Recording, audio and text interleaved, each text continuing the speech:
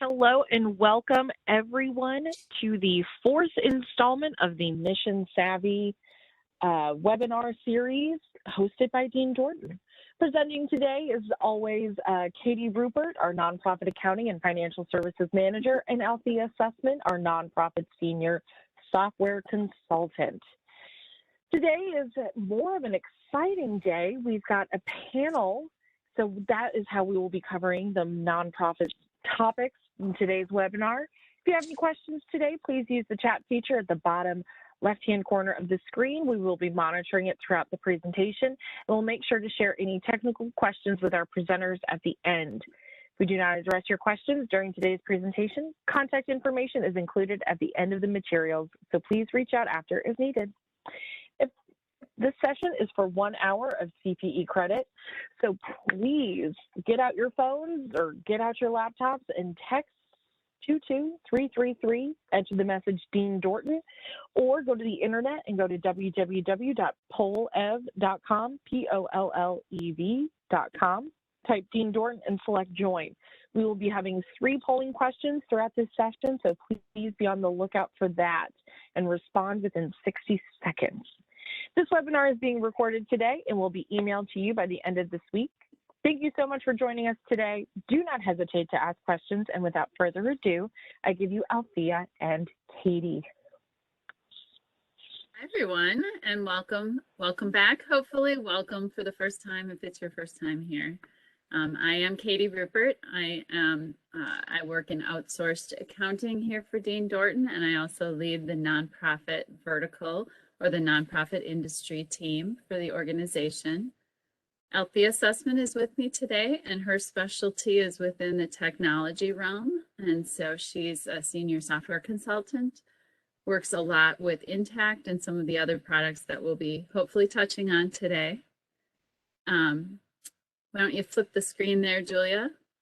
We are really pleased to welcome today Meredith Feet. I'm sorry. She's with Miracle Feet, Meredith Driscoll. Meredith, would you mind just sharing a little bit about yourself, your background, and your organization?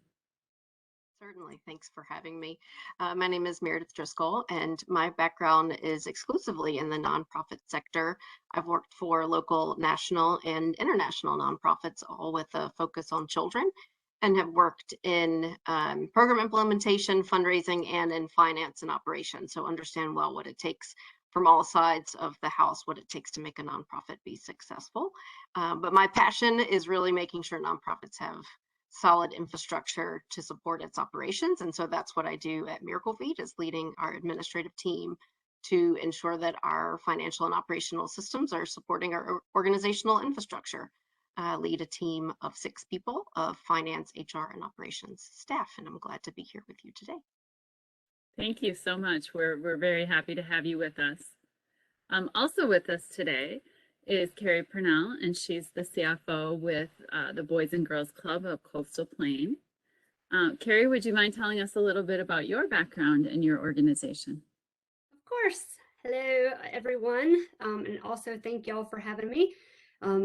I have been with the Boys and Girls Clubs of the Coastal Plain since, December of 19, so it's fairly new to me. I'm the opposite of Meredith, where my whole career was spent in the for-profit world, and this is my first venture into nonprofit, and it has been such a blessing and such a wonderful thing. I have been with Sage Intacct, gosh, now for probably about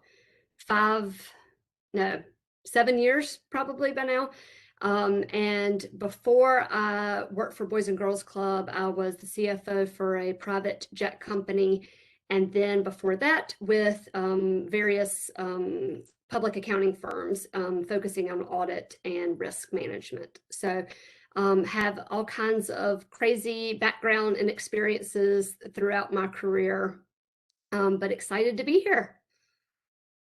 Thank you. And I think we're going to get some great discussion just based on your different backgrounds and what you each bring to the table and that great experience. So I think we have a poll next. Do we, Julia?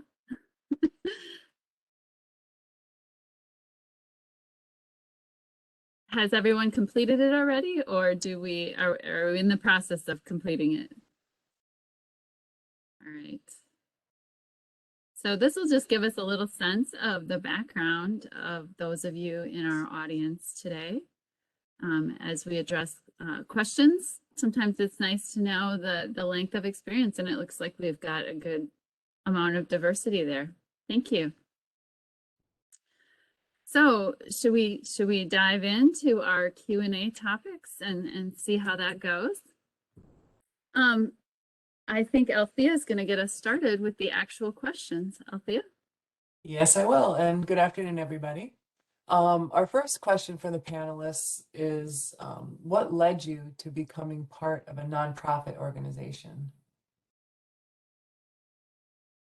Well, I can start.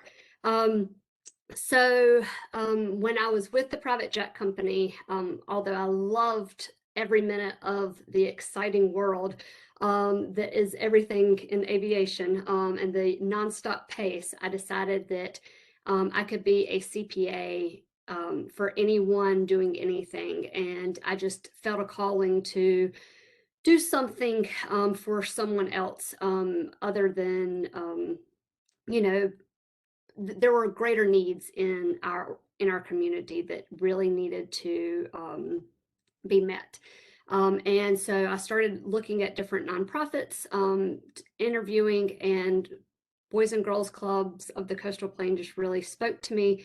We are 17 clubs across 7 counties benefiting children that pretty much just need us the most. And it has really been a shift in culture and also the type of work from an actual accounting standpoint. It is completely different than for-profit, which clearly, you know, I took the classes and took the exams, but living it is even different than that. But I just knew that there was something else that I could do with my skill sets. Even though I'm not interacting with the children directly, I'm helping facilitate a better life for them in the end. So that's what drew me to it. And so for me, like I mentioned, I've been in the nonprofit sector for my career. And so it started right after college. I did an AmeriCorps year in Washington, D.C., living and working alongside women who are transitioning out of homelessness and recovering from addiction. And that year really paved the way for my career, spending time directly living and supporting the people who benefited from the services and seeing what that impact was. And so that immediately hooked me. I wouldn't have anticipated kind of the twists and turns that has taken me since then, because I was really drawn into the direct program work and did that for a number of years after that. But I'd say what drew me into the work that I'm doing now is after seeing a few really incredible organizations dismantle because of various reasons, and knowing that I really felt like my role was to be a part of nonprofits and to supporting the back end of the work that nonprofits do, so that they don't, so that they have the business savvy, if you will, that to make sure that its house is in order. So I've been at Miracle Feet now for 6 years, and it's been a great fit for me in terms of kind of where I feel like I can make the biggest impact. Excellent. AmeriCorps is a fantastic program. I've been lucky enough to touch that a little bit myself in my past experience, and it's just a fantastic way to be introduced to the nonprofit sector. So I'm told that I didn't finish my housekeeping. We have a couple more polls, which is why our polling slide is still up. Let's move on to the next one, and this one's pretty basic. We're just interested in what your favorite color is. All right, it looks like we have some consensus here. It's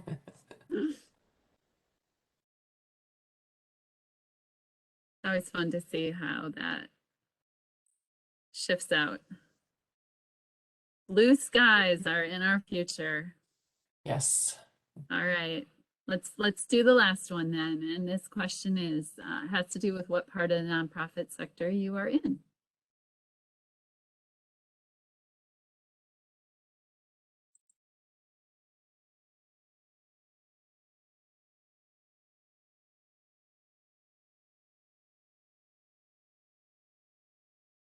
People say nonprofit, it really is, and I'm sure the two of you, our panelists, realize this. Regardless of the length of time you've been in nonprofit, you can recognize that it is a wide and diverse pool of organizations, and sometimes a nonprofit is surprising. The National Football League used to be a nonprofit. Not anymore, but for quite a while. All right, it looks like we have a lot of really community-based organizations making a difference in our communities. So let's return to our questions, and I'm going to get into a little bit of nitty-gritty now. Oftentimes in nonprofit organizations, human resources falls under the umbrella of the finance director or the chief financial officer or whatever the title might be. So I'm really interested in what role you're playing in human resources right now, how that might have evolved for you over the years. And specifically, how are you facing some of the staffing challenges we've seen in the last couple of years? Meredith, you want to start us off this time? Sure, I can get us going now. So Miracle Feed just hired our first full-time HR manager about 6 or so months ago. And so this is super exciting for us as an organization to have reached the point where we really need that. And so, thankfully I have had to do a little bit less of that since she has joined, but HR does fall under me in terms of where our team structure sits. And so I feel like my role in that is really supporting her and making sure that not only is she setting aside time to do all the HR things that are important related to payroll and benefits and compliance and whatnot, but even more so making sure she's got time dedicated to building relationships with our staff and really listening to staff. And so we are checking in multiple times a day on things big and small, but I'd say the general environment right now within the workforce, within nonprofits and broader, is certainly challenging. And so I've really encouraged her to, listen to the suggestions that we're getting back. And one of the first things that she did actually when she started in the fall, and I think I would recommend doing for anyone, whether you have an HR person on staff or not, is that she conducted stay interviews with our staff. And so instead of exit interviews when you find out why people are leaving, instead you conduct a stay interview to find out why people are staying and what keeps them at your organization. And so it was a great opportunity to do that as a new person. And so she went in with set of questions of understanding what people enjoy about working with us, what keeps them connected to our mission and to our organization, but also what we can do to improve, because there's always room for improvement. And I think in this external environment, employees are expecting more than ever to be listened to. And so while we need to be realistic and honest about what we can and can't do, I think it's also important to think about what we can do as an organization. And we're not able to offer huge financial incentives in the same way that a for-profit can, but we can be creative about the ways that we can keep people engaged. And so that's one of the things that we're really actively trying to do right now. Awesome. Meredith, I love that stay interview. I haven't heard that before. That's such a great idea.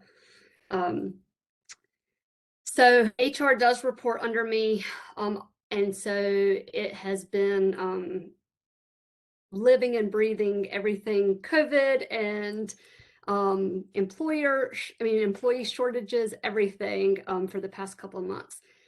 We are actually located in Eastern North Carolina, which is not a huge calling ground for employees. So even before COVID, we had issues of recruiting and, really trying to get quality employees. So we have definitely tried to think outside of the box when it comes to hiring people. One of the positives that happened with COVID was showcasing to employers that employees can work remotely and still get things accomplished. And so we have really tried to reach others that might not live near us and try to recruit based on remote employees. And we're seeing some success with that. Clearly in the clubs, that's not a possibility, but for accounting and some of the admin, that is an option.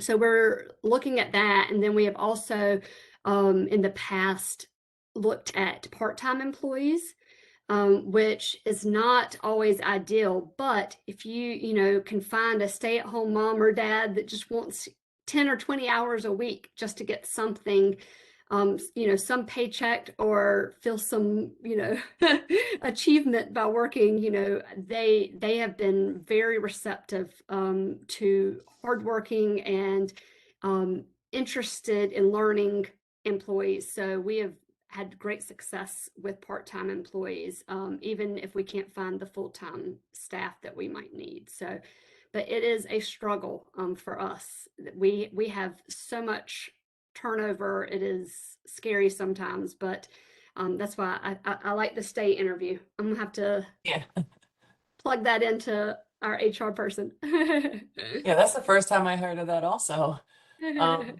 Down that same line, what qualities or skills have you found to be essential in your accounting team specifically? I can start that one.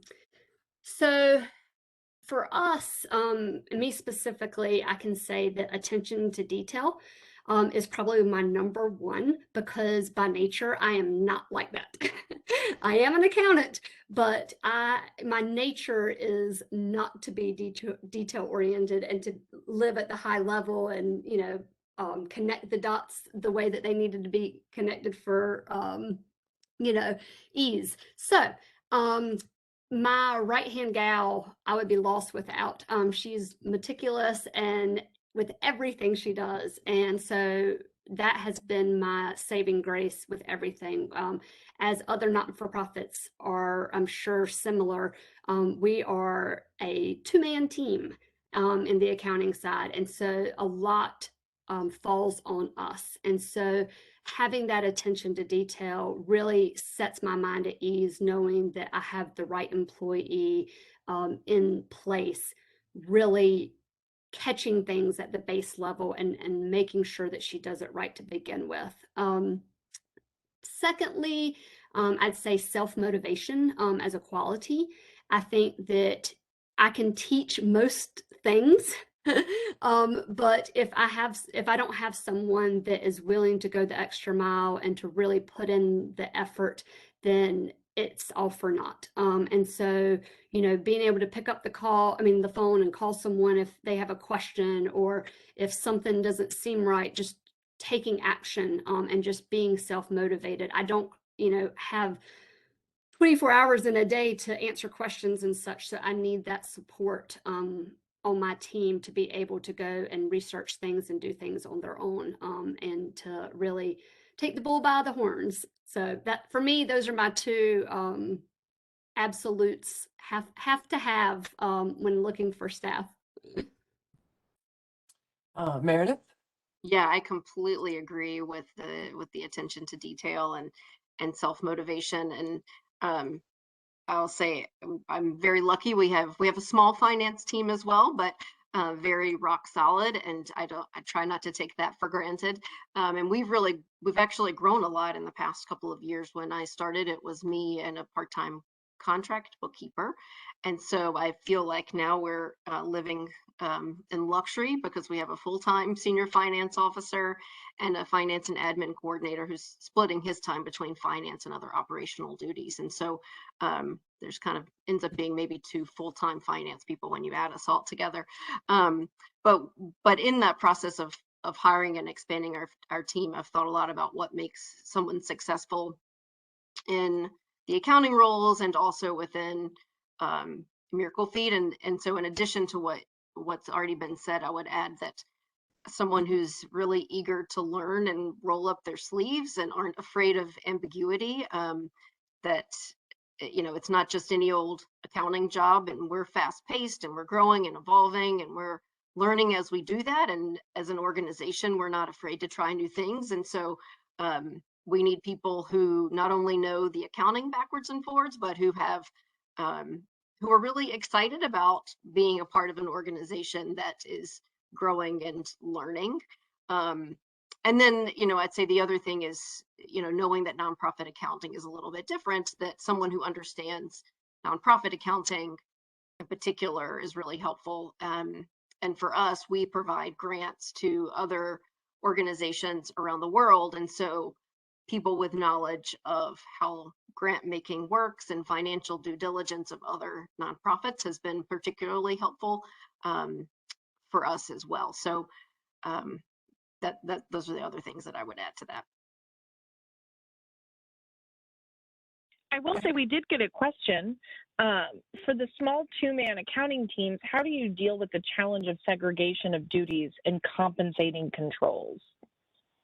I say that you have to also be creative in that sense too. We utilize our HR team for a lot of things. So like my HR team is also a team of two, but together we are four. And so they are actually in the office always, and me and my right-hand gal are remote for the most part. And so they handle the checks and deposits, and that keeps that out of my house, and segregation of duties.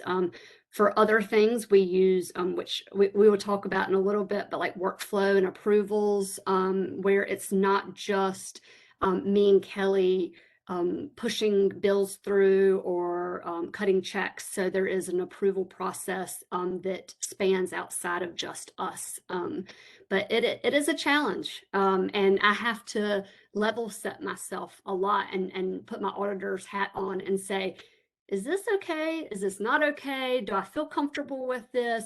And really ask myself those questions. And sometimes I will reach out to our external auditors and say, hey, there's just no way that we can get around this. Do you feel comfortable with this? Or do you think that we should feel comfortable with it? And we'll talk through it, but it is a challenge. When we were smaller too, we utilized our executive director at the time. And so she was signing checks and those sorts of things that have now thankfully been taken off of her plate as her team has grown. And so there's less need for someone at the very top doing a lot of the day-to-day work.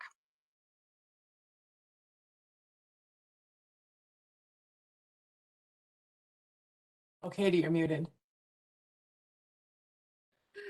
Thanks, Althea. Yeah. I was just asking if either of you, because I know you're both utilizing Sage Intacct, have you found any of the features within Intacct to relieve some of that segregation of duties goal? I have not utilized Intacct as much as the capabilities are there for that. But I will say that when I was speaking to the workflows and such, we use Avid Exchange, which connects to Intacct. And so without Intacct, I wouldn't have Avid. And so it is, 100% of a team effort on that standpoint, but it is wonderful from the workflow and the, being able to point bills and such to the originator. In a perfect world, I'd have a PO system and all kinds of other things in place, but it's just not feasible for us, at least at this point in time. And so with 17 clubs spanning 7 counties, Avid allows me to, when a bill comes in that says it's for the Washington club, I can shoot that bill to the Washington unit director, and then she's reviewing it. She knows what she ordered. She knows if it's legit or not. She knows, if it's correct. And then she's coding it and approving it. And then it's going to her direct supervisor, who is also checking, does this make sense? Is this appropriate? And then approving it. So it takes it out of our hands and puts it in the true, the person that actually did the ordering or such. And you got another set of eyes on the bill and another Yes. approval before it was paid. Exactly. So you accomplished some segregation of duties. Yes, exactly. How about you, Meredith? What have you seen in the workflows that's really been exciting for you? Very similar, actually, in that we have an AP software, Nexonia, that we use that, again, we wouldn't be able to have in Nexonia for expense reports and credit cards, and then Mineral Tree for AP software. And so because of the syncing that we wouldn't have if it weren't for Intacct, a lot of those workflows are there automatically, as well as the approvals. So similarly, the approvals are going to go to the head of the department that it falls under their budget. They're able to look at it, justify the expense, make sure it falls within their budget, that it was appropriate, etc. And then it goes up the chain into our finance department, who can then do the coding and make the payment. So that has been huge for us in terms of saving a ton of time and paper.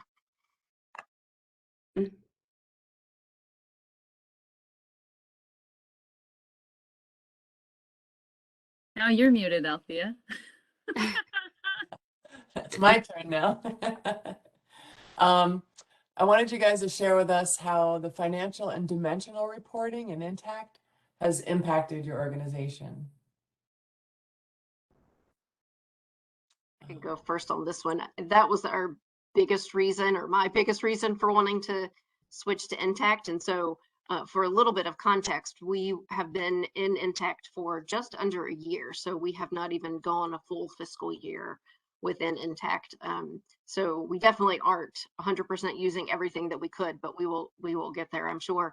But we were using a different system before, and we knew we were outgrowing it because of the number of manual reports that we're having to do outside of the system, the level of manipulation that we were having to do in Excel, and then even with all of that, still not having all the data that we need. And so the reporting capability has been transformational, particularly with the dimensions. And so, it gives our entire leadership team the ability to go in and see their budgets and see exactly where spending has happened, and allows them to do that without having to ask us on the finance team, can you pull this, can you pull that? They can go in themselves and do it.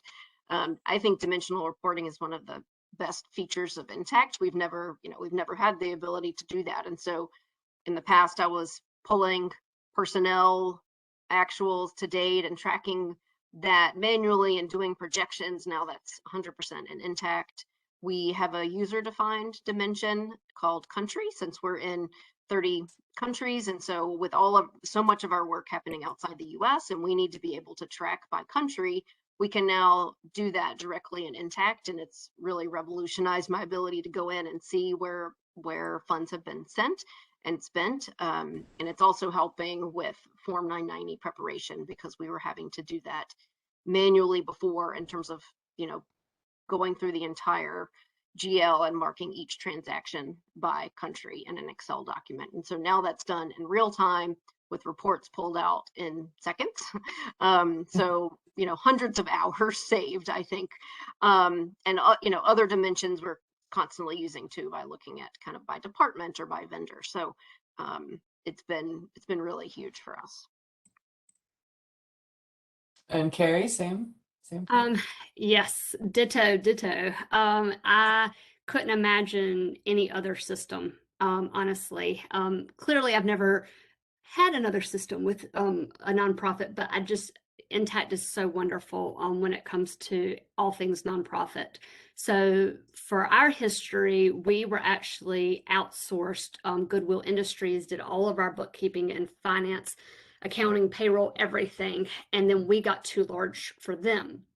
And so that's when they brought me in-house, and we implemented Intacct from their system. And I think, gosh, trying to remember what they even used. I'd never even heard of it. I can't remember. And so it was, even in the setup, the dimensions were so helpful for me coming into this world and this company to see the different ways we can slice data, and to really think through how we were going to do the setup.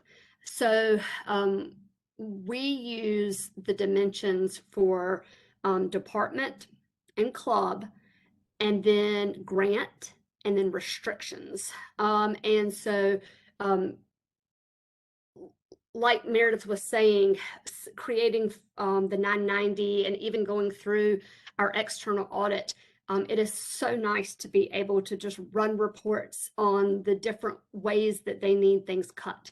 And so being able to have that and not have to scrounge through it is just, it's wonderful. I can't say enough great things about it. You know, the old saying of garbage in, garbage out it is so true. And when you are doing things in real time at the level of detail that Intacct allows you to do, it really facilitates the future of being able to run reports and get the data that is important at that moment. You know, we have items set up that allows us to, for a special event, do either, was this a ticket sale, or was this a sponsorship, or was this a raffle, you know, things like that, where when it comes to next year's budget or whatever the need is for the data, we can go in and run those reports and pull it. I have a data dump from 2017 through 2019 from the legacy system with Goodwill. And I'm not bashing Goodwill by any means. They did an amazing job for us. But the difference in the systems is huge. And so having that data dump of all of the GL details is wonderful, but you can't slice it in the different ways, the different dimensions that Intacct allows for. So it is just, it's wonderful. And it's so user-friendly. I will say that too. You know, I've been able to, one of my, or my employee was out for a couple of months last summer, and I was able to get our receptionist a login, and she was helping me code bills just because I needed help. And so I feel like most systems are more accounting, you know, back to the MS-DOS days, you know, of being able to enter data, and Intacct is just so user-friendly, and you don't have to have an accounting degree to figure it out, I'll say. Right. Related technical question, and we can start with you this time, Carrie. With the ability to access Intacct from any device, like your phone or a tablet or any laptop or computer, how has that changed the dynamic of your organization, like especially since the pandemic? So, you know, timing is everything. And we went live on January 1 of 2020. So I could not have imagined what we would have done if we hadn't have been in it. And it sounds like Meredith maybe can relate to not being on yet, but it was very abrupt at the clubs, the closure that is. And so we were in the office one day, and we all joked like, oh, haha, people are, you know, I saw a picture where people in Hong Kong are wearing masks. And then the next day it is like, offices are closed. You cannot come in the building.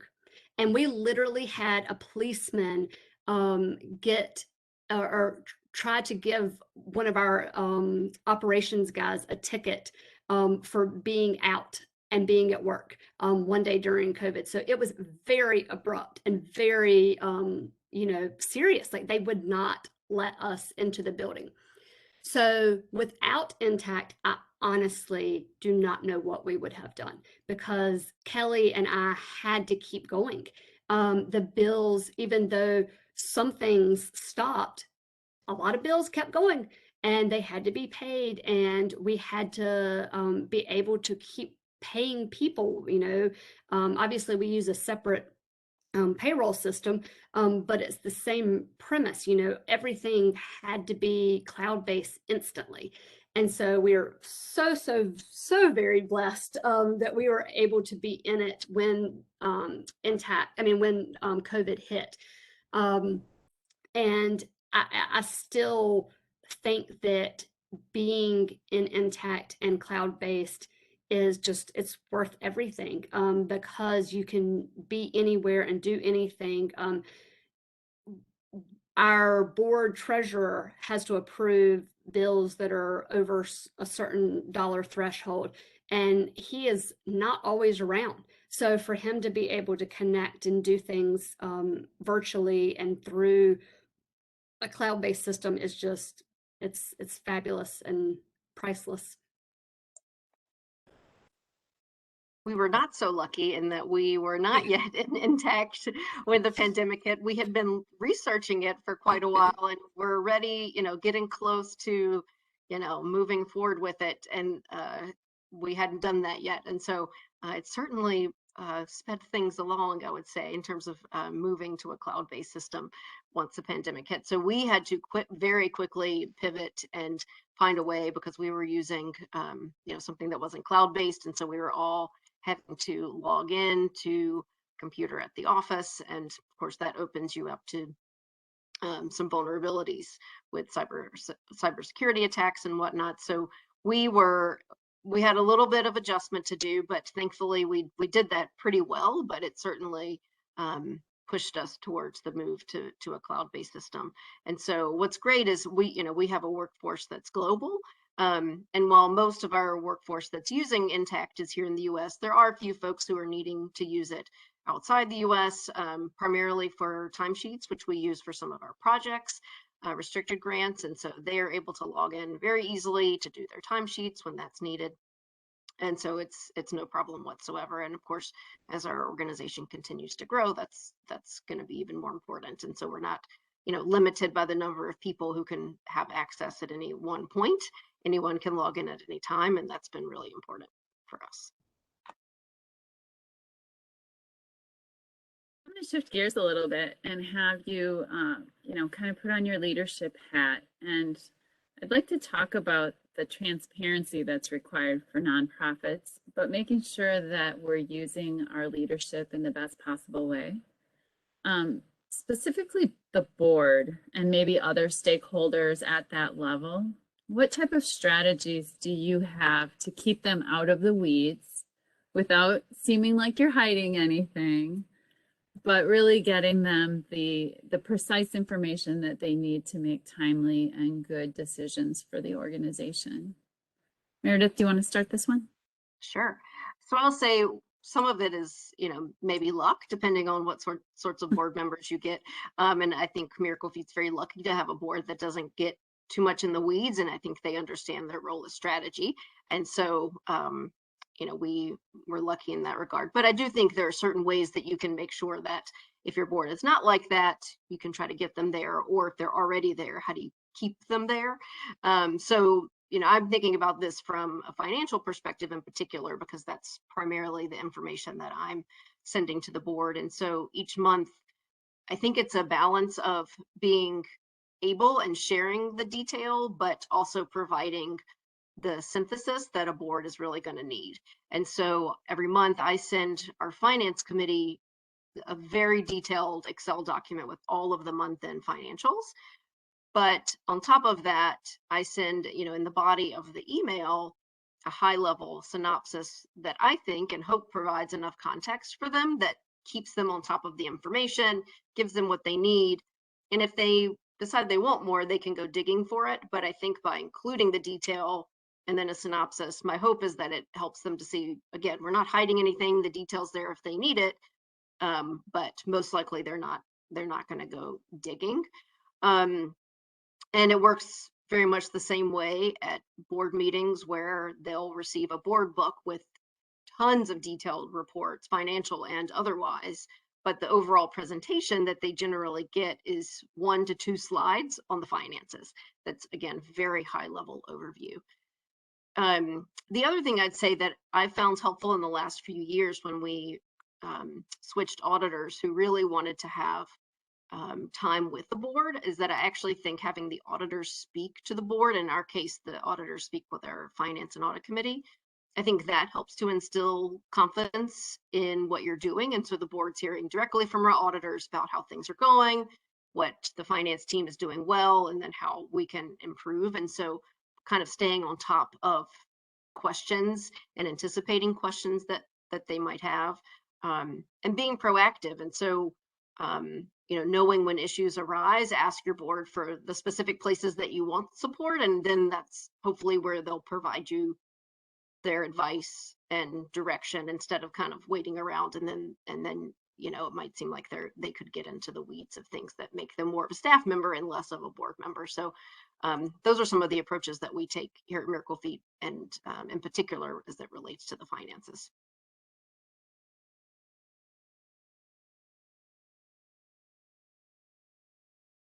I think you're on mute, Carrie. You're correct. Just talking away. We are very similar to Meredith. We provide our finance committee our very detailed, anything they want to know or see every month. And then for the full board, we are very basic. I provide them a very basic condensed statement of activities, cash flow statement, and financial position. And then I am an auditor at heart. And so I have little old school tick marks beside anything that has been asked in the past, or if if I know that a question is going to come from this. And so I will go ahead and tick mark it and then give a high level explanation. And I think that I know that that has been helpful for them. I've gotten a lot of feedback from the board saying thank you. One, because too much information is too much information. They can't digest it, and especially the non-financial board members. We have everyone from principals to contractors to just businessmen on our board, and so there is a full spectrum, and not everyone is financial savvy. So kind of bringing it down to a basic level that they can comprehend and understand has been very helpful. And explaining things in real terms instead of accounting terms, which you can see when the glossing over happens, when you start talking technical to them. So we really try to keep things very, very, very basic and not bombard them with information. We also, I have also asked for their feedback. What do you want to see more of? What do you not want to see? What is too detailed? What do you want to see more detailed? One example of that is the cash flow statement, which is my nemesis and has always been. We had a board member where he wanted to see it in the direct method versus the indirect method, but another finance committee member said, well, I actually like this part of the direct method, and so I said, easy. And so I literally break out the cash flow statement in both methods, because I feel like in my previous lives, it hasn't mattered, but in nonprofit, it actually does matter, because they want to be able to see different things, the way the cash is coming in or going out versus, like private contributions or grants receivable, things like that, cash is king for us, for sure. And so being able to flex and to tweak things the way that the board wants to see them, but not giving them too much. And just like Meredith said, I think that having the external auditor gives them comfort, and the fact that we are talking and providing detail to the finance committee, I think is very helpful. But I think simplicity when it comes to the actual board. And not that we are ever trying to hide anything, but the more detail you give, sometimes it prompts more questions and more, like Meredith said, you want to keep them involved and interested, but not in the weeds of the organization. And so having them understand what's going on and being connected, but not going too deep. Thanks. Just a little sneak peek at something Dean Dorton has been working on with some of our technology folks. The idea of a board portal, a place, a space online, built really on the Microsoft platform that would allow you to be able to share information as it's relevant, regardless of when they're going to be meeting. But maybe also give them that preview of what the financial reports. I liked what you said about, providing the information ahead of time so that they can digest it, and then really just doing a really high level couple of minute overview at the meeting itself. More of a consent resolution, kind of consent agenda rather than a detail. But just so what are your thoughts on that? Do you think a board portal would be something that would be useful to board members, Carrie? I think it sounds awesome. The dashboards that Intacct provides, that is something that I've very much wanted to get my hands on and more involved with. But that's what when you're talking, that's what I'm kind of picturing. And that's exactly what we're thinking of, yeah. Finding a way to project that dashboard type information in a space where they can talk amongst each other or ask questions, but obviously have good attention to confidentiality as well. Right. And Meredith, what are your thoughts? Yeah, that's interesting. We use a portal, but it's really more of a place to house documents. And so it's a way to build the board book, to upload the bylaws and other informational, documents, policies, et cetera, that the board might need access to.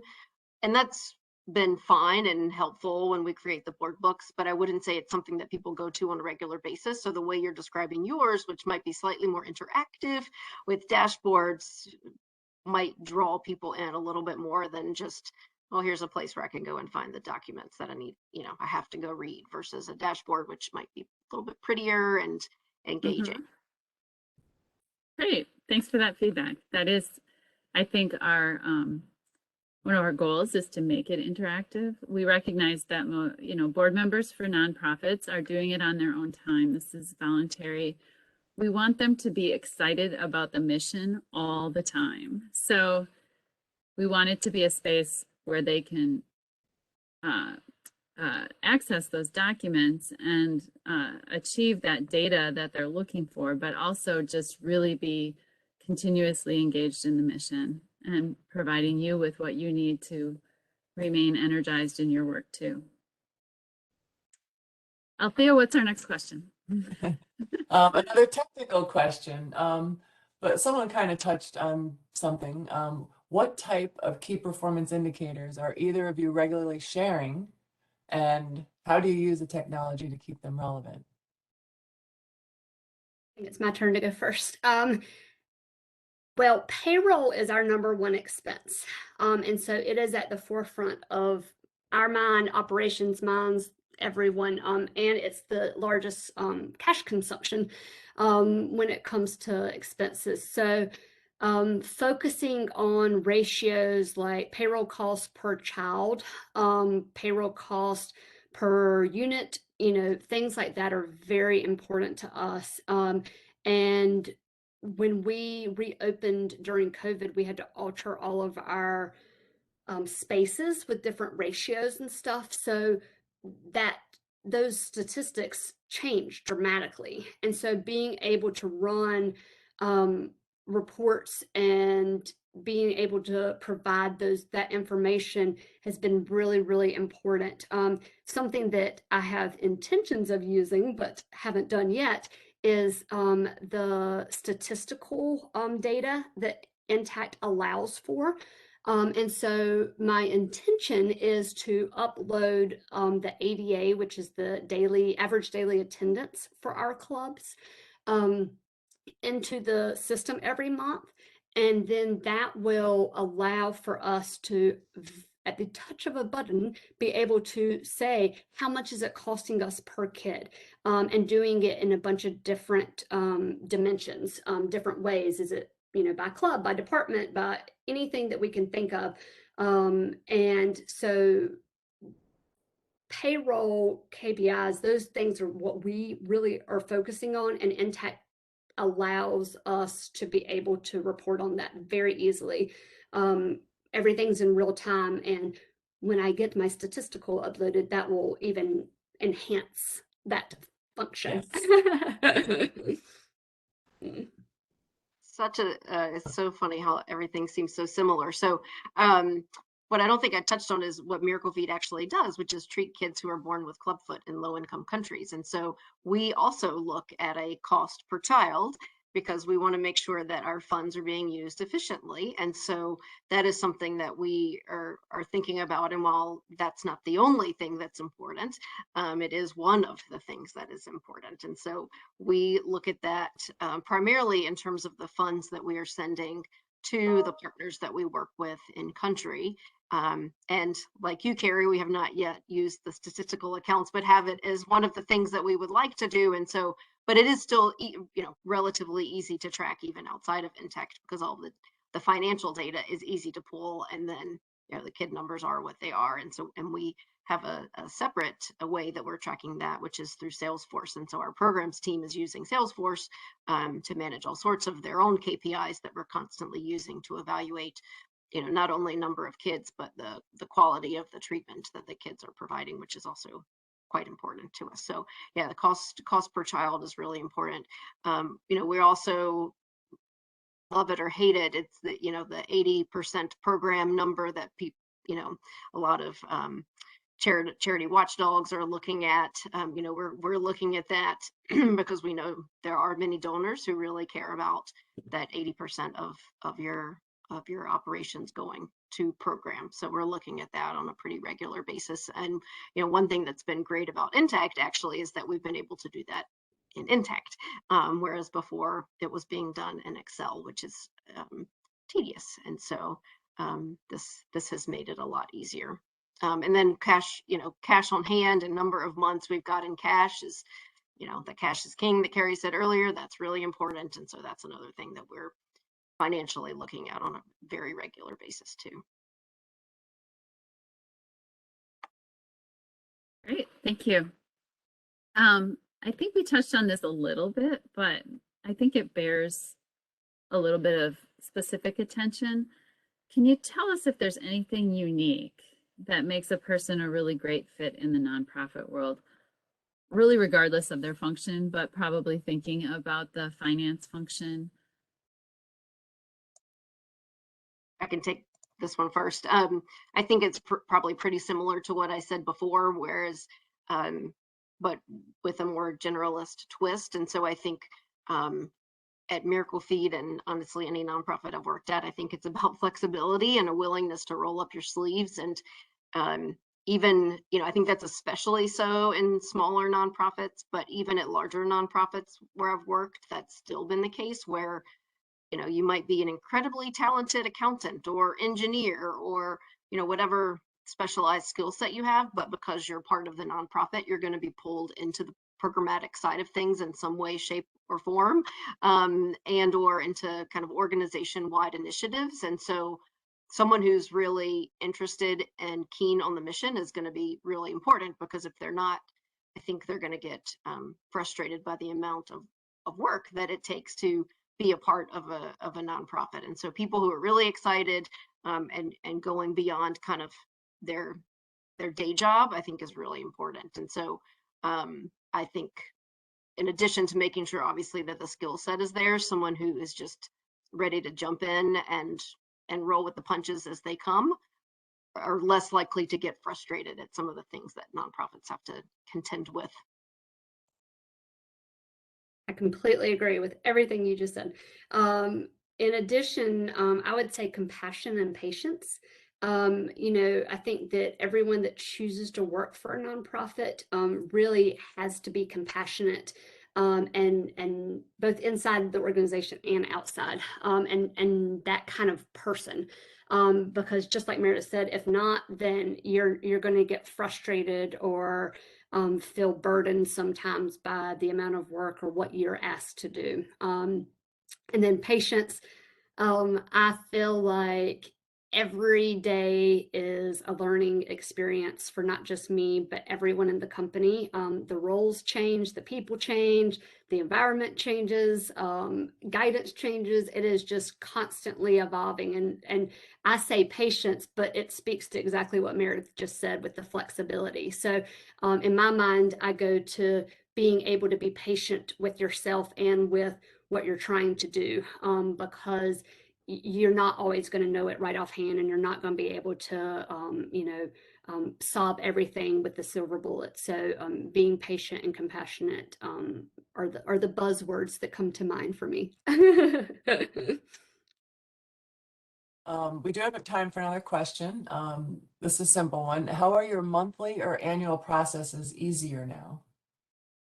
Like the month end close and the getting ready for audit and. I would say grant reporting is just, it is so much of what I do, which I did not know that that's what I was signing up for. And without Intacct, I don't know what I would do. And so Intacct is very capable of being able to, one, track the data, like we mentioned before with the dimensions, but also being able to create specific reports. Like a United Way report might want a calendar quarter report, and a foundation might want a fiscal year quarter or year to date, or there's just every grant is different and needs something different.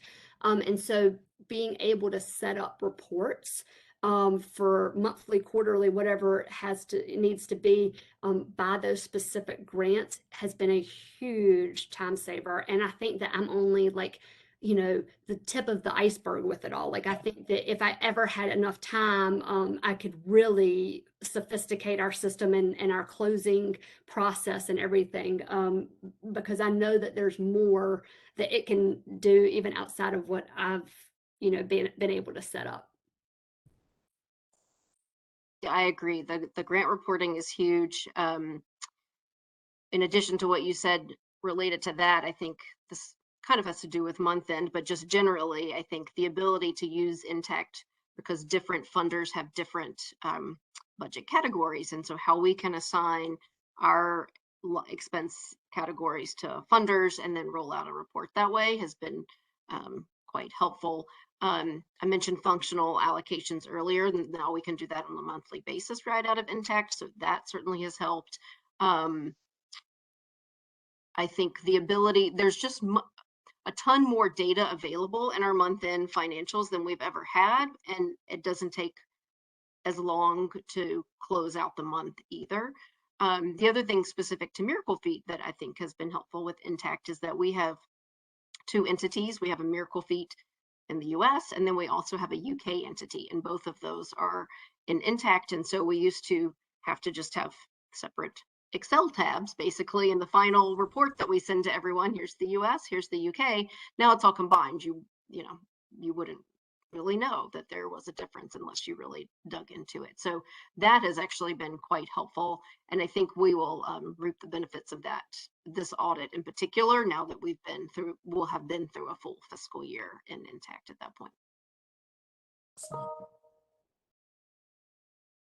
Well, thank you both very much for sharing your experience with us, and particularly with Intacct, but also just in this wonderful world of nonprofit accounting. It is something unique, but I've spent my life in it, and I can tell that you're both well suited to it, and you share my passion, and you know how fantastic it is to work with a nonprofit organization and see them succeed.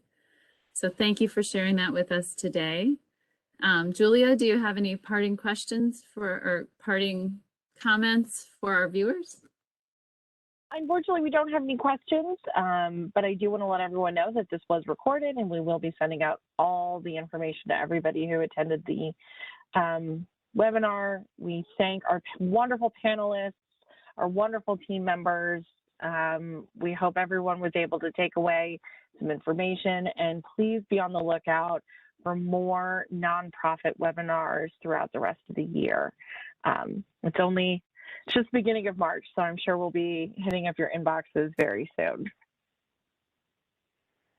Thank you, everyone. Thank you.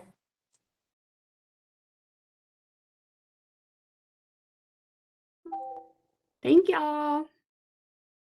I know. Thank you both. Thank you.